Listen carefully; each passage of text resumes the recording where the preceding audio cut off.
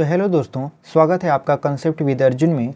जहां आज हम लोग पढ़ने वाले हैं प्रकाश का परावर्तन, जो कि क्लास 10th का है और इसका हम लोग करने वाले हैं वन शॉट रिवीजन। ठीक है, आपका यूपी बोर्ड का जो एग्ज़ाम 2024 में 22 फरवरी से होने वाला है, उसी को ध्यान में रखते हुए हमने इस क्लास को शुरू किया है, जहाँ पे हम लोग वन शॉट रिवीजन करेंगे और लेक्चर के हिसाब से 1 लेक्चर, 2 लेक्चर, 3 लेक्चर जितने भी हो सकेंगे उसके हिसाब से हम लोग पूरी की पूरी फिजिक्स क्लास 10th की ख़त्म करने वाले हैं, जिसमें हम लोग टॉपिक वाइज डिस्कशन करेंगे। तो आज उसी डिस्कशन में हम लोग प्रकाश के परावर्तन को डिस्कस करने वाले हैं। तो चलिए बिना देरी के वीडियो को शुरू करते हैं। और यदि आप चैनल पर नए हैं तो हमारे चैनल को ज़रूर सब्सक्राइब करिए, क्योंकि हम आपके लिए ऐसे ही आपका ये जो यूपी बोर्ड का एग्ज़ाम का 2024 में होने वाला है, उसके लिए फ़िज़िक्स का जो वन शॉट रिवीजन है लेकर आते रहते हैं। ठीक है, जहाँ हम लोगों ने टारगेट रखा है कि आपका फ़िज़िक्स में कम से कम 90%, मतलब फिजिक्स, केमिस्ट्री और जो बायोलॉजी आता है उसमें आप फिजिक्स का 90% क्वेश्चन तो कर ही पाओ। ठीक है, और आपका टारगेट होना चाहिए 90+, तब जाके आप अच्छे अंकों से पास होगे। तो उम्मीद करते हैं आपको हमारी ये वीडियो पसंद आने वाली है। और चैनल पर नए हैं तो चैनल को ज़रूर सब्सक्राइब कर लीजिए, क्योंकि आने वाले समय में आपको फिजिक्स का वन शॉट रिवीजन मिलने वाला है और साथ में मैथ का भी आपका वन शॉट रिवीजन मिलेगा, जिसमें हम लोग मैथ के इम्पॉर्टेंट क्वेश्चन को डिस्कशन करेंगे और लगाएंगे कैसे उसको आसानी से एकदम लगाया जा सकता है। और ये भी बताएंगे कि पेपर में कैसे आप एकदम अच्छे से लिखकर आपकी राइटिंग की बदौलत या आप थोड़ा सा आपने दूसरों की अपेक्षा थोड़ा सा अपने अंदर इम्प्रूवमेंट लाकर अच्छे से अच्छे अंक प्राप्त कर सकते हैं। क्योंकि मेरा भी क्लास 10th में खुद 90% रहा है, तो हम जानते हैं कि कैसे बोर्ड पेपर में कापियों को लिखा जाता है और कैसे आपका कम समय में ज़्यादा नंबर पाया जा सकता है। ठीक है, तो उम्मीद करते हैं आपको ये बात समझ में आई होगी। तो चलिए वीडियो को शुरू करते हैं और देखते हैं कि आज हम लोग प्रकाश के परावर्तन में क्या क्या पढ़ने वाले हैं। तो देखिए, आज हम लोग पढ़ने वाले हैं आपका प्रकाश क्या है। सबसे पहले हम लोग पढ़ेंगे प्रकाश क्या है, उसके बाद पढ़ेंगे प्रकाश के स्रोत क्या हैं, उसके बाद पढ़ेंगे प्रकाश के गुण क्या हैं, उसके बाद आप देखेंगे कि प्रकाश का परावर्तन क्या है, इसको भी हम लोग डिस्कशन करेंगे। और प्रकाश के परावर्तन का जो नियम होता है उसको भी हम लोग जानेंगे।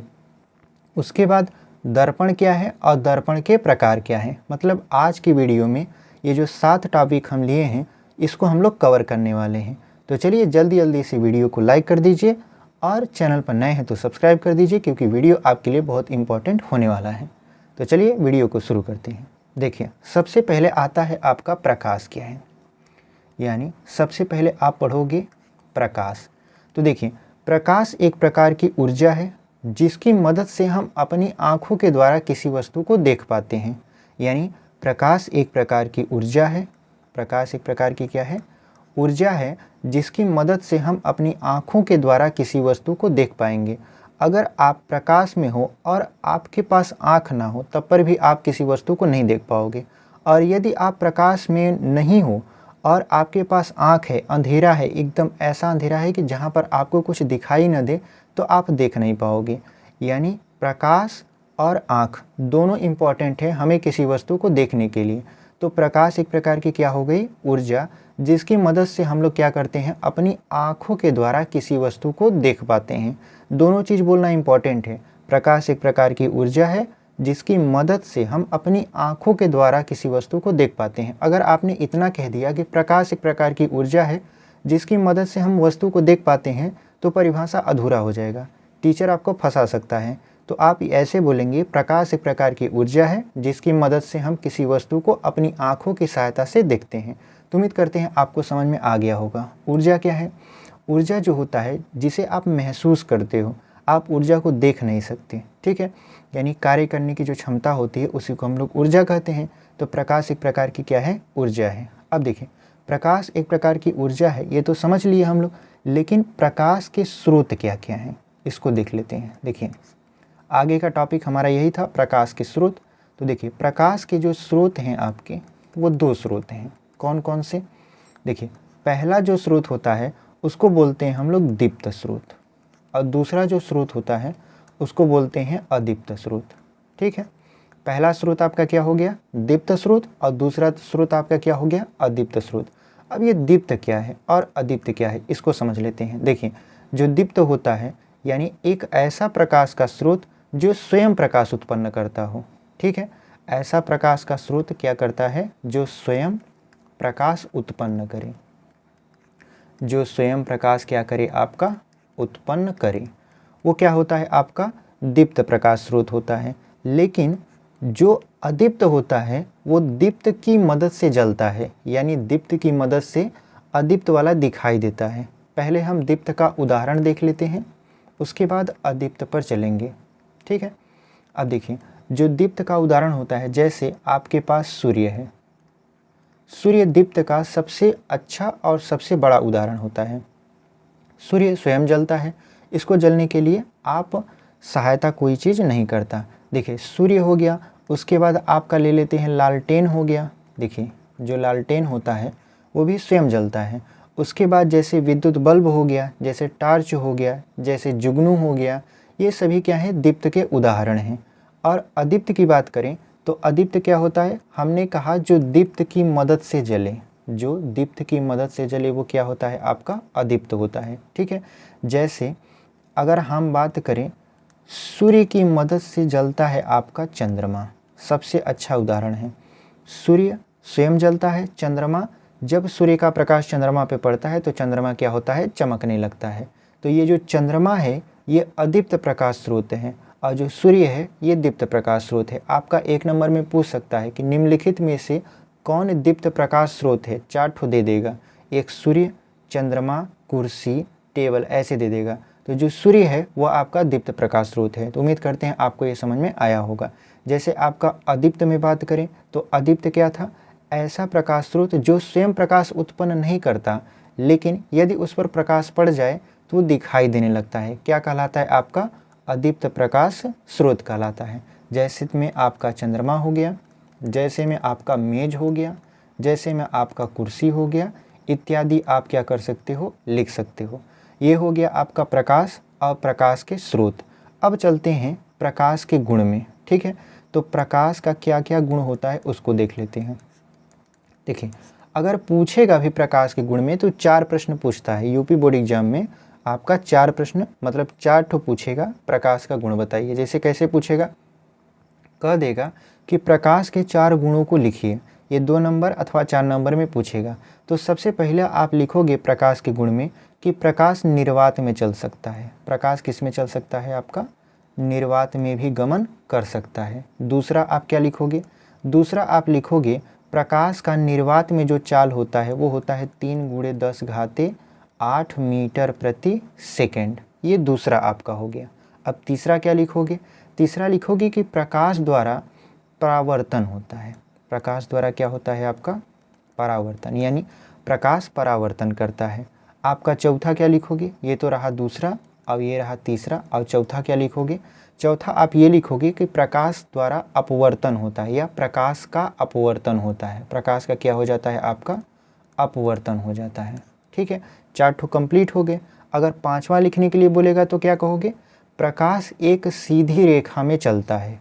5वां अगर बोल दिया लिखने के लिए तो प्रकाश क्या होता है, आपका प्रकाश जो होता है सीधी रेखा में चलता है। ध्यान से देखिए, सब सुनिए, ध्यान से अगर आप सुनेंगे तो सारी चीज़ें आपका क्लियर हो जाएगा। तो यहाँ तक समझ में आया। एक बार फिर से दोहरा लेते हैं। प्रकाश क्या था, प्रकाश एक प्रकार की ऊर्जा है जिसकी मदद से हम किसी वस्तु को अपनी आँखों के द्वारा देख पाते हैं। उसके बाद हमने पढ़ा प्रकाश के स्रोत। तो प्रकाश के स्रोत कितने थे, 2 स्रोत थे, दीप्त और अदीप्त। दीप्त में कौन था, जो स्वयं जलता था। अदीप्त में कौन था, जो दीप्त की मदद से जलता था। जैसे दीप्त क्या था, सूर्य, आपका ये जुगनू, लालटेन, टार्च, ये दीप्त थे, ये स्वयं जलते थे। अदीप्त क्या था, चंद्रमा, मेज, कुर्सी, ये सभी क्या हैं, अदीप्त प्रकाश स्रोत हैं। और प्रकाश का जो गुण था, पहला प्रकाश निर्वात में चलता है, दूसरा निर्वात में प्रकाश की चाल 3 × 10⁸ मीटर पर सेकेंड होती है, तीसरा आपका था प्रकाश का परावर्तन होता है, चौथा था आपका प्रकाश का अपवर्तन होता है, और 5वां था प्रकाश सीधी रेखा में गमन करता है। इतना बात समझ में आ गया। तो अगर इतना बात समझ में आ गया तो अगर आपको चैनल अभी तक सब्सक्राइब नहीं किए हैं तो चैनल को ज़रूर सब्सक्राइब कर लीजिए। वीडियो अच्छी लगती है लाइक कर दीजिए और अपने दोस्तों तक शेयर करिए ताकि उन्हें भी पता चले कि one shot revision concept with Arjun पे चल रहा है। ठीक है, अब बढ़ते हैं आगे। देखिए आगे हम लोग क्या पढ़ेंगे, आगे हम लोगों का टॉपिक था प्रकाश का परावर्तन। ठीक है, आगे क्या टॉपिक था आपका? परावर्तन। किसका? प्रकाश का। अब देखिए ये सबसे इम्पॉर्टेंट टॉपिक है, प्रकाश का परावर्तन, जो कि हम लोग किसके पढ़ने वाले हैं? प्रकाश का। अब ये क्या होता है, अब इसको समझ लेते हैं। देखिए जब आप देखोगे प्रकाश के परावर्तन में, तो जब प्रकाश की किरणें किसी चिकने तल से टकराती हैं, मान लेते हैं ये एक चिकना तल है, ऐसे मान लिए ये आपका चिकना तल है, तो जब प्रकाश की किरणें किसी चिकने अथवा पालिशदार सतह से टकराती हैं, तो टकराने के बाद वापस उसी माध्यम में लौट जाती हैं। ठीक है, जब प्रकाश की किरण किसी चिकने अथवा पालिशदार सतह से टकराती है, तो टकराने के बाद वापस उसी माध्यम में लौट जाती है। वापस उसी माध्यम में लौट जाने की घटना को ही हम लोग क्या बोलते हैं? प्रकाश का परावर्तन बोलते हैं। फिर से सुन लीजिए, जब प्रकाश की किरणें किसी चिकने अथवा पालिशदार सतह से टकराती हैं, तो टकराने के पश्चात वापस उसी माध्यम में लौट जाती हैं। वापस उसी माध्यम में लौट जाने की घटना को हम लोग क्या बोल देते हैं? प्रकाश का परावर्तन बोल देते हैं। उम्मीद करते हैं आपको परावर्तन का जो परिभाषा है वो समझ में आया होगा। अब इसको चित्र से समझ लेते हैं। देखिए ये होता है जो आपका बीच वाला, इसका नाम हम लोग देते हैं अभिलंब। ठीक है, इसका नाम क्या दे दिए हम लोग? अभिलंब। उसके बाद ये जो आ रही है प्रकाश किरण, ये वाली, ये आने वाली किरण का नाम देते हैं आपतित किरण। ठीक है, आने वाली किरण का नाम देते हैं हम लोग आपतित किरण। ये अभिलंब हो गया। और जो परावर्तन के पश्चात किरण जा रही है उसका नाम हम लोग देते हैं परावर्तित किरण। ठीक है, उसका नाम क्या दे देंगे हम लोग? परावर्तित किरण। अब देखिए यहाँ पर अभिलंब और आपतन, अभिलंब और आपतन कोण के बीच जो कोण बनता है, मतलब अभिलंब और आपतित किरण के बीच जो कोण बनता है, इसको हम लोग बोलते हैं कोण आई, और इसका नाम देते हैं हम लोग आपतन कोण। इसका नाम क्या दे दिए? आपतन कोण दे दिए। ठीक है, उसके बाद आपका अभिलंब और परावर्तित किरण के बीच जो कोण बनता है उसको हम लोग बोलते हैं कोण आर, और इसका नाम हम लोग क्या देते हैं? इसका नाम हम लोग देते हैं आपका, चूंकि परावर्तित किरण से जा रहा है तो इसका नाम देते हैं परावर्तन कोण। ध्यान से देखिएगा, सब कुछ समझ में आएगा। ठीक है, तो इस चित्र से हमने क्या समझा कि जब कोई प्रकाश की किरण किसी चिकने अथवा पालिशदार सतह से टकराती है, तो टकराने के पश्चात वापस उसी माध्यम में लौट जाती है। वापस उसी माध्यम में लौट जाने की घटना को हम लोग बोलते हैं प्रकाश का परावर्तन।